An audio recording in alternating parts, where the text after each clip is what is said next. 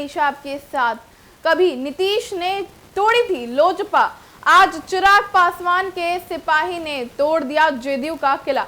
बिहार की राजनीति में नीतीश कुमार और चिराग पासवान आज भले ही एक ही तराजू में हैं, लेकिन एक वक्त था जब चिराग पासवान ने नीतीश कुमार को हराने के लिए एक हर दांव आजमाया था। बात करें 2020 की, तब नीतीश कुमार तो एनडीए में थे, लेकिन चिराग पासवान ने पूरे बिहार में जेडीयू के खिलाफ उम्मीदवार उतार दिए थे।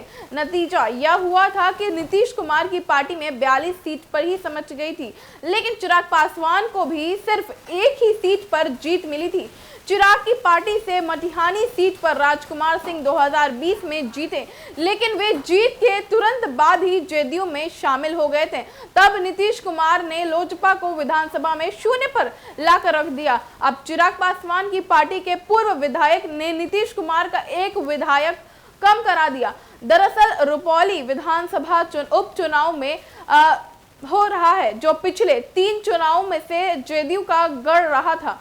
जेडीयू से बीमा भारती इस सीट पर 5 बार विधायक रही।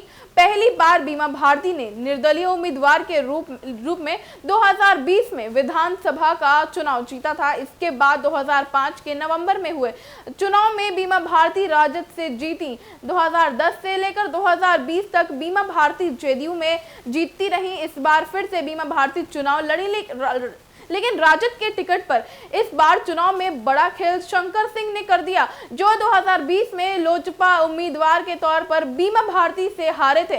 इस बार शंकर सिंह ने चुनाव जीतकर नीतीश कुमार के रुपौली किले को ध्वस्त कर दिया। शंकर सिंह लोजपा के पुराने नेता हैं। 2005 में फरवरी में विधानसभा चुनाव में शंकर सिंह लोजपा के टिकट पर चुनाव जीतने में कामयाब रहे थे, लेकिन उसके बाद 2005 के नवंबर और 2010 के बिहार विधानसभा चुनाव में शंकर सिंह लोजपा उम्मीदवार के रूप में हार गए। 2015 में रुपौली से एनडीए उम्मीदवार भाजपा के प्रेम प्रकाश मंडल बने, तो शंकर सिंह निर्दलीय उम्मीदवार के तौर पर लड़ गए। हालांकि तब भी बीमा भारती ही जीती। इसके बाद 2020 में शंकर सिंह की लोजपा में वापसी हुई, लेकिन तब भी वह बीमा भारती को हराने में सफल नहीं हो पाए। लेकिन 2024 में हुए उपचुनाव में शंकर सिंह ने यह जीत ली। शंकर सिंह ने इस बार जेडीयू के कलाधर मंडल को हरा दिया, जबकि 5 बार रुपौली से विधायक रही बीमा भारती तीसरे नंबर पर रही थी। तो ये देखना काफी दिलचस्प रहा कि रुपौली का विधानसभा उपचुनाव काफी चर्चे में रहा। आपकी इस बारे में क्या राय है, हमें कमेंट बॉक्स में लिख के जरूर बताएं। तो फिलहाल इस खबर में इतना ही। ऐसी तमाम खबरों को देखने के लिए आप देखते रहें एक न्यूज़ 24 को। हमारा फेसबुक पेज को लाइक करें और यूट्यूब चैनल एक न्यूज़ 24 को सब्सक्राइब करें। धन्यवाद।